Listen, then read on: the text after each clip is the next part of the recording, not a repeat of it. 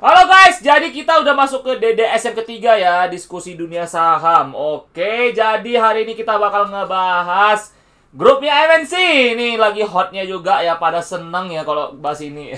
Oke, gue nggak tahu kenapa ya waktu di live pada nanyakin soal ini juga ya. Jadi gue bakal buat kontennya ya. Jadi ini kita ngobrol langsung aja ya. Kita bertukar pikiran ya, opini kita soal ya saham ini. Oke guys. Jadi sebelum itu disclaimer on, jangan lupa untuk ya disclaimer on lah ya. Ini bukan ajakan untuk menjual atau membeli, oke. Udah, jangan lupa disclaimer on selalu ya. Jadi pasti kalian yang pemula, terutama di pemula ya. Kayak memang konten gue ini lebih condong untuk pemula sih ya. Dan memang mindset investasi itu untuk lebih ke investor ya. Psikologisnya itu investasi, mindsetnya terus yang adem-adem lah ya. Kalau penjaga lilin ya welcome juga, biar mungkin kalian bisa tercerahkan gitu kan. Mungkin kalian mau jadi investor juga ya gitu. Intinya gue bilang ya di sini ya, gue nggak ngerosting penjaga lilin ya. Gue maksud gue nggak ngerosting karena itu profesi, oke, profesi, dan gue harus hormati itu juga, oke. Jadi kita netral aja. Tapi kan kok gue kan di sisi investor ya. Yuk kita langsung masuk ke edukasinya. Yang pertama pasti kalian bertanya, apa sih bisnisnya grup MNC itu? Oke. Grup MNC itu banyak bisnisnya guys ya. Mereka tuh punya properti ya. Tahu Lido? Ya, itu Kepik kode sahamnya itu. Itu kan pariwisata itu. Oke. Terus mereka punya bank, BABP, oke. Terus mereka punya media kan banyak itu, MNCN, terus IPTV, broadcasting ya, melalui anak usaha MSKY ya. Oke, terus ada MKM lagi, yang MKM kan udah baru dijual ke ISAT ya. Itu udah ada keluar itu nominalnya. Gua nggak tahu itu udah final atau belum, tapi berdasarkan data yang udah diluncurkan, ya di sini ditulisnya 876 miliar, oke. Bagi gua masih tetap gede sih, dan sebagian orang bilang tuh kecil banget transaksinya. Bagi gua tuh gede loh. Mereka tuh pegang cashnya tuh 800 M lebih loh, gua bilang ya. Oke, itu otomatis bakal ke konsolidasi ke BMTR karena BMTR itu induknya. Oke, nanti kita bahas lebih lanjut di sana. Oke, terus bisnisnya itu apa lagi? Batu bara, IATA. IATA itu dulu apa? Nah, bagi yang belum tahu, IATA itu apa? IATA itu dulu itu transportasi, ya. Itu bisnis transportasi. Kalau nggak salah penerbangan, tahu. Pokoknya transportasi lah ya. Oke, dan itu kurang bagus, jujur aja itu kurang bagus bisnisnya ya. Rugi, digocap mulu. Dan pas mereka convert, ya bisnisnya itu jadi batu bara, itu profitnya gede. Ya, oke. Ya, tapi luar biasa sih sebenarnya. Itu kan mereka ngakuisisi tambangnya sendiri. Dan itu mereka punya BIT ya, BHIT kode sahamnya itu kan holding investment company ya. Oke, kita punya BCAP ya, MNC Capital, itu sekuritas lah ya. Oke, capital, terus apa lagi ya, ini kayaknya itu deh, MSIN ya, yang fenomena digoreng dari 200 sampai ke 6 ribuan. Oke, gue paling inget tuh pas Mobile Legend di di mereka yang gue paling inget lah tuh pokoknya soal Mobile Legend lah, langsung terbang gitu. Itu ngakak sih, tapi ya begitulah ya. Itu pokoknya bisnisnya itulah. MSCN itu e-sport ya dia kalau nggak salah ya. Correct me if I'm wrong ya. Oke. Terus apalagi ya, banyak lah ya. Oke, bisnis mereka. Jadi bener-bener itu gede banget bisnisnya ya. Oke. Dan salah satu bisnis terbesar di Indonesia untuk sektor medianya, itu gede banget, itu paling bagus sih gue bilang sih. Gue aja jujur ya, gue tuh paling demen sama bisnis MNC. Gue pribadi ya. Orang-orang pada takut, justru kalau orang takut gue masuk. Ya, kayak gitu kan, kayak gue bilang mindset gue tuh beda ya. Jadi teman-teman yang memang investor pasti udah ngerti lah ya strategi kita gimana, oke. Jadi siapa ownernya ya, ownernya kalian udah tau lah ya, Pak Haritanu ya. Beliau yang owner dari grup MNC ini ya, grup ini semua ya. Dan juga beliau pendiri Partai Perindo, oke. Jadi itu singkatnya saja ya, karena kita fokusnya di bisnis ya. Tapi ya kalian bisa tahu ownernya juga, harus tahu juga sih ownernya siapa gitu loh ya. Nah, jadi mungkin banyak pertanyaan juga nih. Biasanya orang bilang pergerakan saham itu tergantung sama pengendalinya. Oke, ownernya siapa gitu loh. Kalau gue bilang ya, kalau dari bisnis, gue sih nggak peduli sih ownernya siapa sih.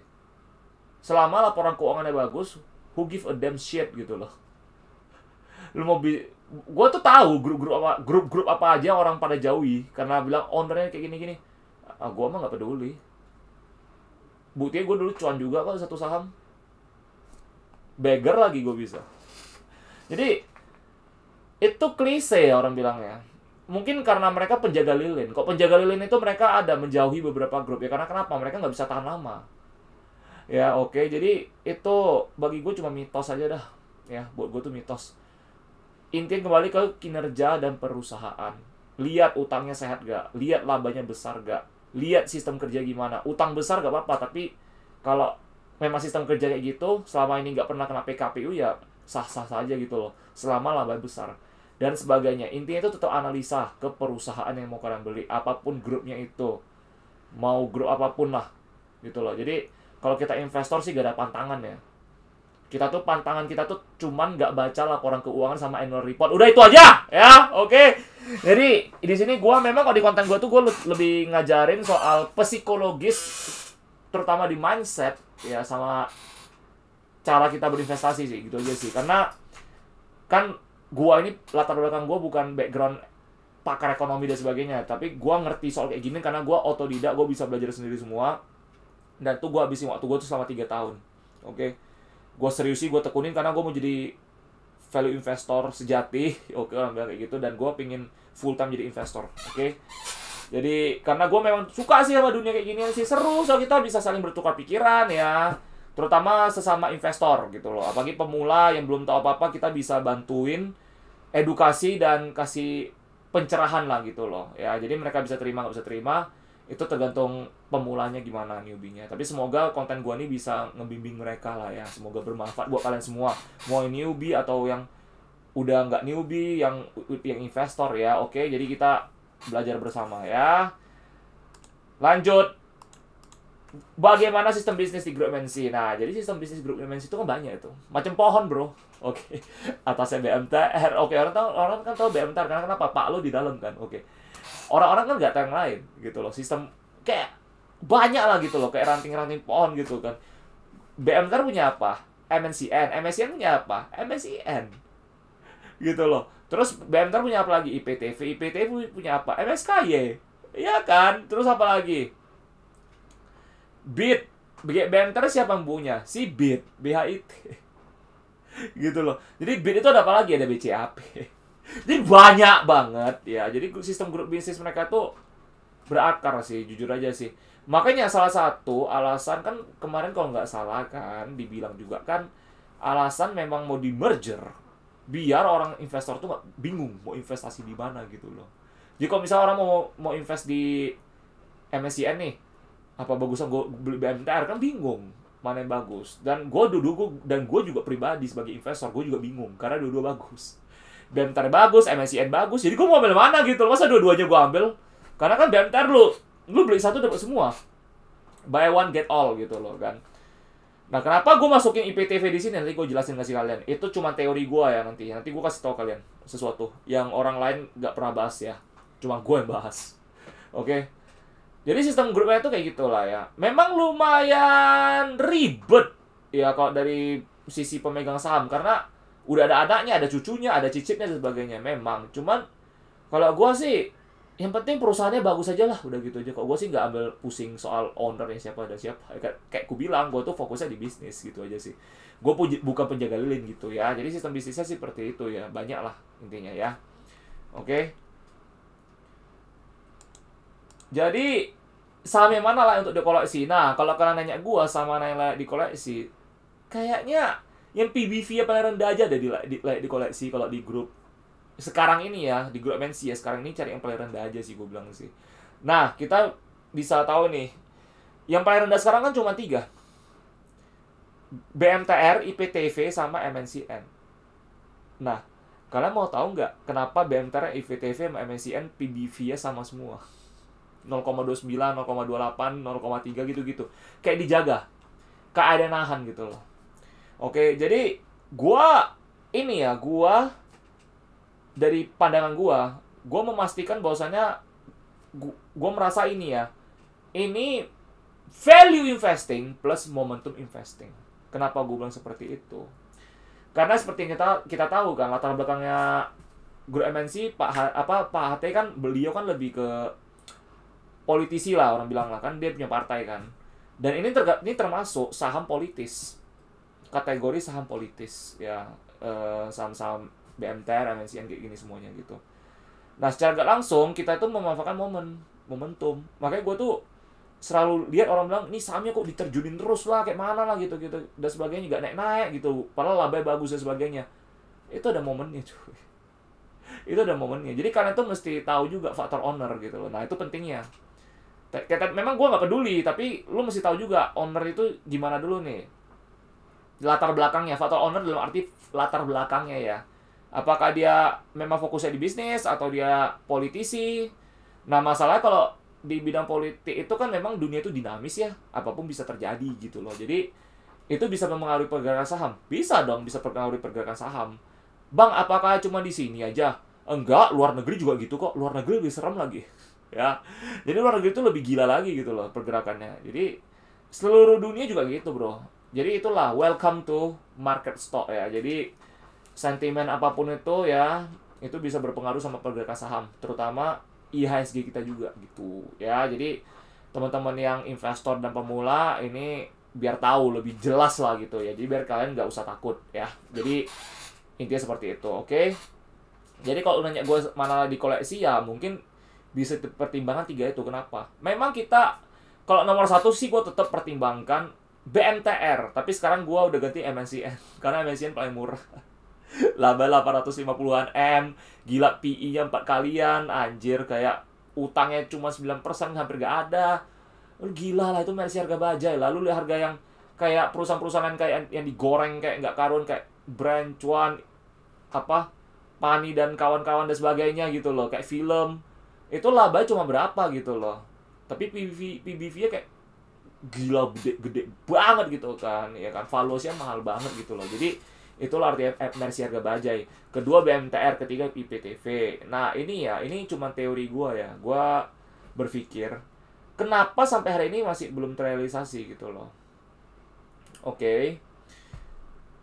Gua ada kemungkinan ya, ini dari gua doang ya. Correct me if I'm wrong ya. Kemungkinan ini kan karena pendapat gua doang ya.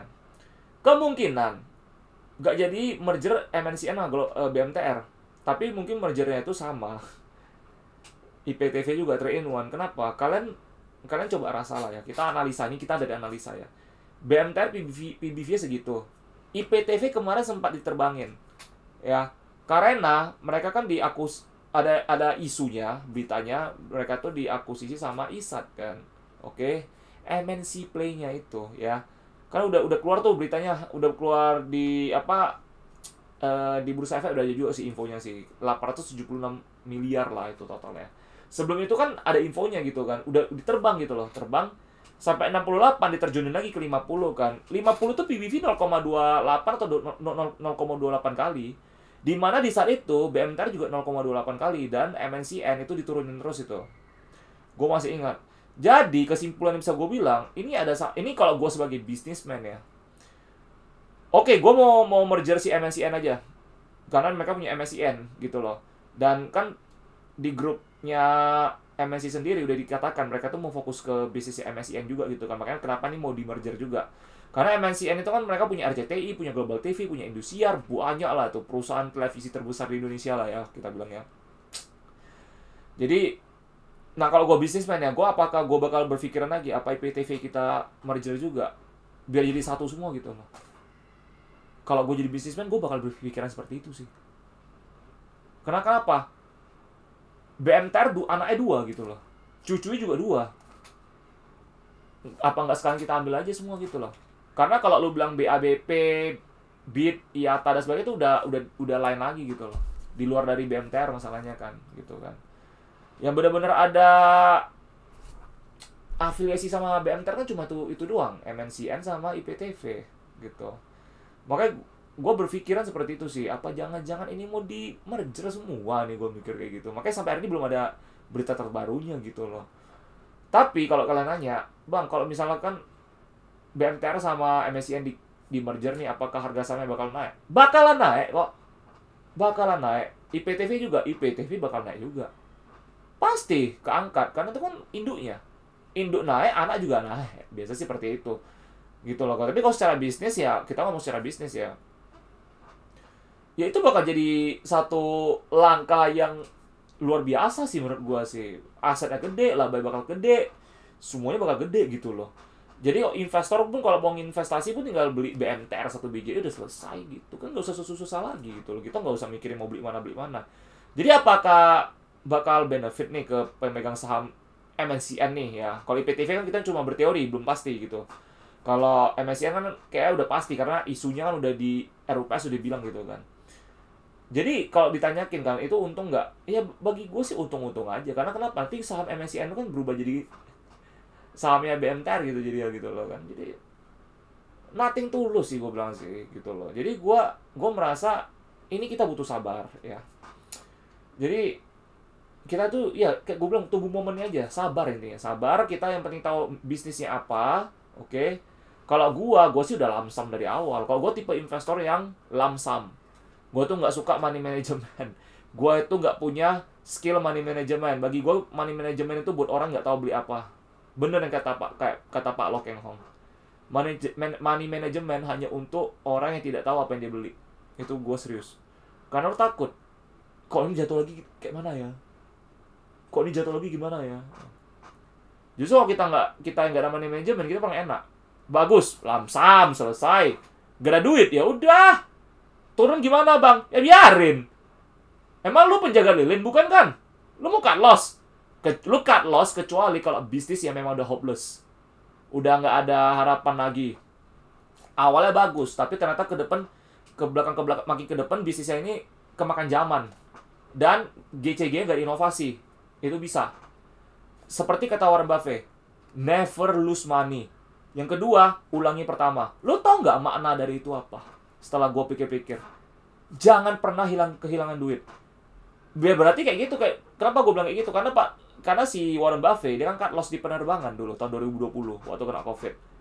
Dan Warren Buffett dia itu apakah tindakan dia itu benar? Benar! Karena penerbangan sampai hari ini masih kacau. Oke, memang orang bilang banyak terbang sana-sini. Boy, profitnya penerbangan itu ya, kalau lagi itu buat apa? Bayar aftur. Aftur mahal bang? Mahal lah! Itu minyak mahal itu cuy. Maintenance. Lu kira murah tuh mahal semua. Gitu loh. Utang, lu gak bilang utangnya lagi. Kita nggak usah bilang jauh-jauh lagi dalam negeri lagi. Ya gimana itu ya. Lu udah krisis nih, penerbangan gak ada orang naik nih. Otomatis biaya-biaya kan keluar terus di hari. Gede banget. Gak ada terbang soalnya. Otomatis kalian ngapain? Pinjem duit terus kan? Kalian pinjem duit terus, utangnya tambah besar. Oke bang, tapi kan udah di cover. Tapi lu analisa, lu logika juga nih. Penerbangan udah gini ya, beban administrasi dan beban usahanya itu kayak penerbangan, perkapalan tuh mahal loh. Lu udah krisis sekali. Itu susah cuy. Itu lu mau comeback-nya itu susah. Dan mungkin makan waktu yang lama. Nggak bisa instan. Dan Warren Buffett itu benar, pindahin duitnya itu semua ke Apple. Dan dia cuan lebih banyak lagi. Kayak gitu. Kita cut loss bukan berdasarkan harga. Bukan. Mayoritas orang itu cut loss berdasarkan harga. Karena penjaga lilin. Lu mau kayak mana? Nggak sabaran. Mereka nggak tahu apa mereka beli. Emang mereka tahu mereka beli TLKM itu sama apa? Emang mereka tahu? Ya, kalau TLKM orang nggak tahu tuh udah ketara, itu udah parah banget sih. Kita nggak usah bilang jauh-jauh lah. Emang orang tahu Mioh itu sama apa? Emang orang tahu MBAP itu sama apa? Nggak tahu cuy, nggak semua orang tahu cuy. Bagi penjaga lilin gitu loh ya. Jadi kalau kita sih cut loss berdasarkan bisnis gitu ya. Kalau gue sih gitu, cut loss tuh nggak salah. Salah bang? Enggak. Tapi lihat lu orang gimana. Lu masih percaya sama bisnis ini nggak? Kalau lu udah gak percaya dan lu rasa ada profit ada prospek lebih bagus di bisnis lain, ya silakan aja. Itu gak ada benar gak ada salah cuy soal sih. Namanya bisnis dan investasi itu gak ada benar gak ada salah. Gitu loh. Di saat lu bener lu bakal berkoar, di saat lu gagal lu nyala-nyalain gitu loh. Itu biasa sih penjaga lilin gitu kan. Ya, jadi gitulah, kok investor kita santai aja ya. Jadi gak usah takut gitu aja sih ya. Jadi gue bilang sih pokoknya selama saham itu under value bagus, prospeknya bagus ke depan semuanya, labanya besar, nggak ada masalah ya, semua bagus ya. Jadi nggak usah cut loss, nggak usah apa-apalah. Yang penting mindset. Oke guys ya. Dan sekali lagi ini bukan ajakan untuk menjual dan membeli ya semuanya ya. Jadi kalian tetap keep in mind, oke? Karena di konten gue kita fokusnya edukasi dan juga ngatur psikologis kita yang mindset ya, edukasi mindset saham gitu aja. Gua tuh jujur, gua tuh paling serem ini kalau nyebut-nyebut kode itu gua nggak suka. Karena kenapa? Ntar orang kira gua pom-pom, sebenarnya enggak, kita kan edukasi. Gua tuh nggak suka ngepom-pom, buat apa? Nggak ada untungnya buat gua juga anjir. Ya ada nama baik gua nggak bagus, itu aja sih. Ya.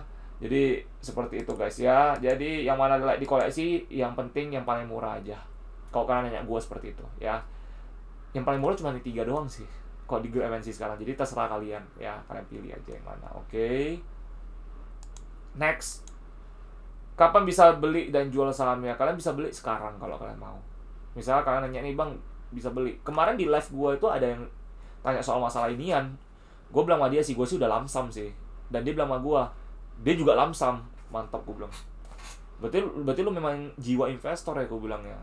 Dia masuk ke MNCN ya, itu ya. Gue nggak tahu. Itu pokoknya salah satu subscriber kita yang join ke live kita ya. Oke, jadi teman-teman kalau pengen tahu tentang gua ya, pengen ngobrol lebih banyak sama gua, langsung aja ke live gua aja. Kita tiap hari ke live kok ya.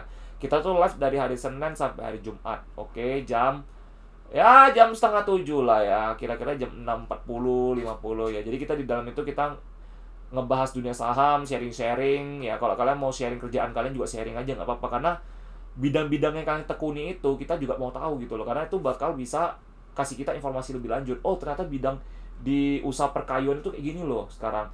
Oh, ternyata usaha di bidang perlistrikan itu kayak gini loh sekarang. Jadi biar kita bisa sharing ke teman-teman kita pemula juga yang lain gitu ya.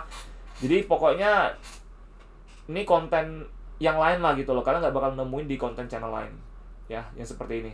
Jadi gue tuh berinovasi untuk menjadi influencer atau content creator di bagian dunia investasi dan saham ya.